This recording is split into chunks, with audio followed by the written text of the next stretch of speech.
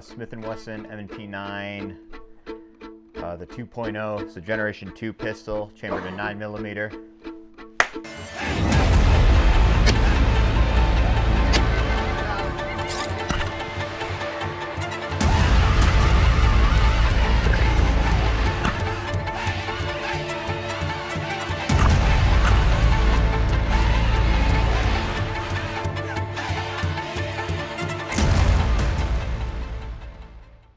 Hey guys, welcome back. It's Ethan with War Party Ops and Western Dynamics, and today we're going to be talking about the Smith & Wesson M&P9 2.0 pistol. This pistol is a full-size duty handgun, which is really great for someone either in law enforcement, if you're looking for home defense, or maybe even a CCW option, or a target gun. These are great pistols because they're extremely reliable. It's a striker-fired handgun that comes in unloaded, weighing about 29 ounces. It does come standard with a 17-round magazine. They also make them in 23 rounds, which looks pretty sick in your gun if you're trying to impress the ladies or the guys on the range that are all going to fawn over this. You can also get 10-round magazines, but why would you want to degrade yourself like that? It's terrible. With that being said, let's talk about the features on this gun. The original Smith & Wesson M&P series of guns, they weren't terrible. Some people didn't like them. They utilized a different style trigger. This trigger here is an actual bladed trigger, similar to what you see on other striker-fired pistols. I will say that the 2.0 trigger versus the original M&P trigger is a massive upgrade. The original trigger kind of felt really heavy and had a weird reset. Although it being a hinge style, there's some contention online as to whether or not it's the ultimate pistol, and I would argue that it could be the ultimate pistol if you're in an icy environment.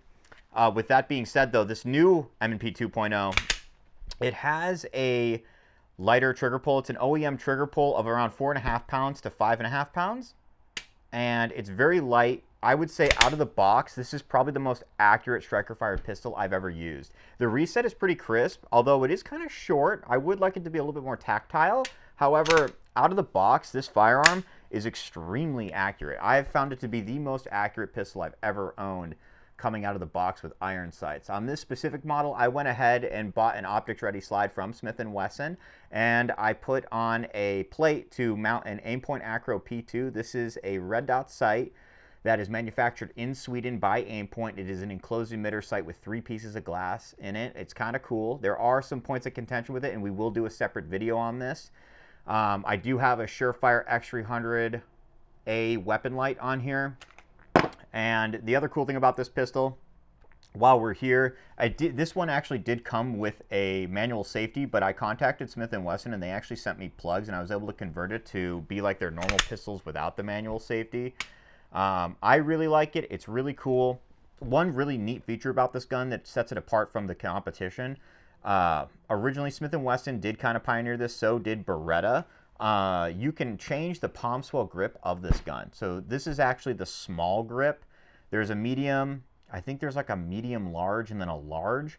I like all of them. I just put the small one on here and it works perfectly for me. The texturing is pretty aggressive. That is a point of contention a lot of people have, especially if you're trying to conceal carry this pistol. This pistol was clearly designed for either, like, you know, I mean, as the name says, M&P, military and police. Law enforcement, military application, home defense, competition. If your hands are sweaty, like wet, they have grease or blood on them, I will say the one thing about this gun that's great is because of the aggressive texturing, I can get a pretty good grip on this gun to where I know it's not going to go anywhere. It doesn't have any finger grooves on it, which I really like. A lot of the competition pistols to Smith & Wesson do have finger grooves, and I think that's kind of a drawback to them. It is a 4.25-inch barrel with a 1 in 10 twist rate, chambered in 9mm. It's very common for striker-fired handguns and for most 9mm pistols on the market. Some points of contention that people have with this gun, and I've seen it recently, where people are claiming that these firearms are inaccurate. I shoot a lot. I've shot this gun, I've probably put 5,000 to 10,000 rounds through it. I'd like to put more on it, and it may not look like there's a lot of rounds on it, and that's because I maintain this firearm. After every time I shoot it, I clean it. I've put 115 grain, 124 grain through it. I have found it to be pretty accurate. I mean, these guns are mechanically accurate to a point, and a lot of it is going to be skill level. If you don't have good shooting fundamentals and you don't understand recoil control, trigger reset, trigger pull, the whole 9 yards, if you don't have good fundamentals, I could maybe see how these guns are inaccurate. However, the people that are claiming these guns are inaccurate are competition shooters. So Smith & Wesson might want to address that in the future. However, I have not seen that, and War Party Ops and Western Dynamics haven't really seen that with these pistols. Another point of contention that people have with these are the magazine wells. The magazine well on this pistol is not very big, and a lot of people will just say, hey, we'll train through it. Okay, I'm totally with you there, and when I do train through it, I find that I can seat the magazine perfectly. On other options, though, a lot of people, what they do is they opt for a beveled magazine well, which would be nice. The problem is nobody in the firearms trade actually makes one that can accept the base plates from the OEM 17-round magazines. Now, that's a drawback in my opinion, because these are good magazines and they're expensive.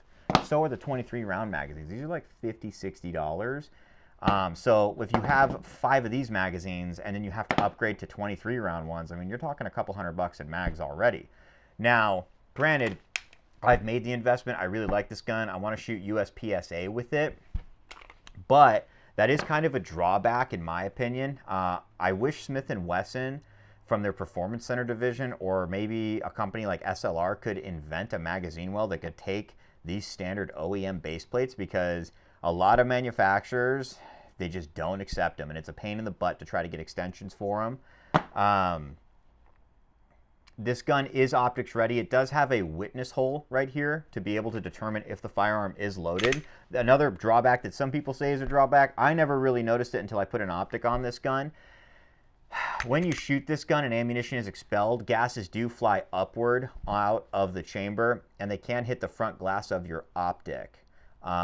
They call it like carbon fog. The cool thing about this plate is made out of titanium, and it's manufactured by a gentleman in, I believe it's Tennessee, and the company's called 1171 Designs. We're going to do a review on this plate and kind of talk about it, but it has what's called a boss, I think it's called a boss port, which is pretty much a port that when you shoot, a lot of the carbon gets trapped onto this boss relief, and then it doesn't go onto the front piece of the objective lens of the aim point acro, which is really nice. You don't have to be cleaning the front glass all the time, as people, you know, a lot of people are lazy and don't want to do that. I am one of them. What else is cool about this gun? I mean, it's pretty sick. Like, out of the box, it's pretty much ready to roll. It's got a Surefire X300 Ultra A model on it. I'm not really a fan of the A model. It's a quick detach model, and we're going to go into detail about it in the future. I like the B model that Surefire makes. Yeah, I mean, these guns, I would call it a Glock killer. A lot of people, you know, I get a lot of hate for that. The Glock, Smith & Wesson, I own all of them. I own a lot of these striker-fired handguns, and I think out of the box for the money, this is probably the best thing you're going to be able to get when it comes to striker-fired handguns. I know in California specifically, they just passed a bill that required Glock to stop the sale and production of the Generation 3 handguns.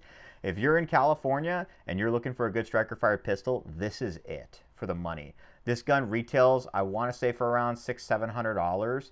And they're just really well made. Smith & Wesson has a lifetime warranty.